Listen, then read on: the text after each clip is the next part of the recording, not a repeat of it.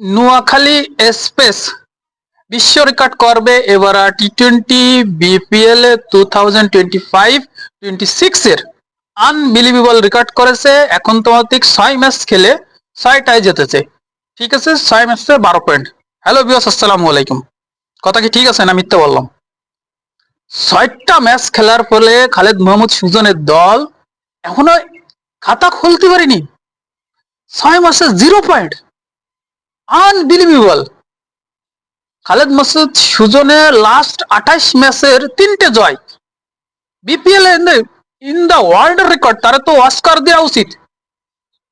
কালকে সৌম্য সরকার আর আছে সাদত হোসেন দীপু সুন্দরভাবে ম্যাচটা শুরু করেছে, হয়তো সোলোলি শুরু করেছে, ঠিক আছে। 51 রান, তো আমাদের কোনো উইকেটই যায়নি। প্রথম নোয়াখালীর 6 ম্যাচের মধ্যে এত ভালো পার্টনারশিপ।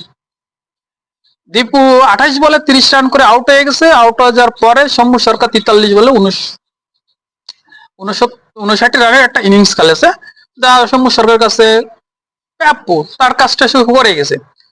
এরপর তো আর কেউ খেলতে পারেনি। মোহাম্মদ নাবি আইসে মনে হয় 25 বলে 36 রানের মতো একটা ইনিংস খেলেছে, ঠিক আছে। টোটালি 151 রানের টার্গেট দিয়েছে রাজশাহীর বলের কাছে যেভাবে, বোলিং এর কাছে যেভাবে ধরাশায় হয়েছে। রিপন মন্ডল 4 ওভারে 27 রান, 2টি উইকেট নিয়েছে, মানে out class bowling Ripon Mondal বর্তমানে। তারা তো ওয়ার্ল্ড কাপে রাহিও নি, ঠিক আছে।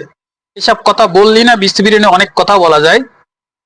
তারপরে বোঝেন যে রাজশাহী ব্যাটিং এ আসে সেই মোহাম্মদ ওয়াসিম, আরব আমিরাতের প্লেয়ার, সেই মোহাম্মদ ওয়াসিম আসে 35 বলে কত 60 না কত রান করেছে, ঠিক আছে। আর আমাদের বাংলাদেশের ব্যাটসম্যান তানজিম তামিম, সে 20 বলে 21 রান করে। ম্যাচটা তো উনি বারো দিয়ে গেছে মোহাম্মদ ওয়াসিম। আর আমাদের তামিমের যে ব্যাটিং, শান্ত মানে এক করেছে, মানে বাংলাদেশের ব্যাটসম্যানরা রান করতে চাচ্ছে না। টোটাল বিপিএল এ 200 রানের কোনো একটা ইনিংস হয়নি। আর বাংলাদেশের ব্যাটিংরা এত অফর্মে আছে, ঢাকা কালকেও হারাছে 20 রানে, ঠিক আছে। সিলেটের 180 রানের টার্গেটে ঢাকা হারাছে 20 রানে। 160 রানে প্যাকেট হয়ে গেছে মিঠুনির দল। মঈন আলীর যে স্পিন ঘুরলি, মিঠুনির যে শট দিয়েছে, স্কুপ শট মাইরে বোর্ড ছুটোই নেছে।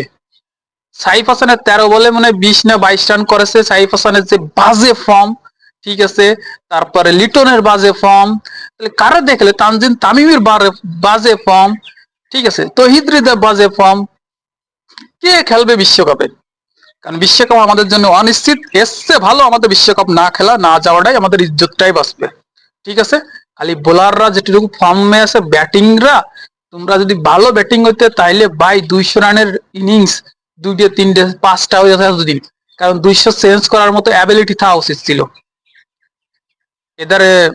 নোয়াখালীর হয়ে মেহেদি রানার বোলিংটা খুব ভালো ছিল, 24 রান দিয়ে 3টে উইকেট নিয়েছে, ঠিক আছে। এই হচ্ছে নোয়াখালীর অবস্থা। নোয়াখালীর ইজ্জত সম্মান মাটির সাথে সবকিছু মিলে দিয়েছে। বিশ্ব রেকর্ড, উল্টো দিক দিয়ে চ্যাম্পিয়ন হবে নোয়াখালী, এবং টুর্নামেন্টের তা আউট হয়ে গেছে। আর নোয়াখালী হাতে 4টে ম্যাচে যদি ধরেও যেতে, তারপর নোয়াখালীর আর কোনো চান্স নেই, 8 পয়েন্ট হবে, ঠিক আছে। আর ঢাকার ম্যাচ আছে 4টে তো তারা জিততেই পারবে না। ঢাকার জন্য 99%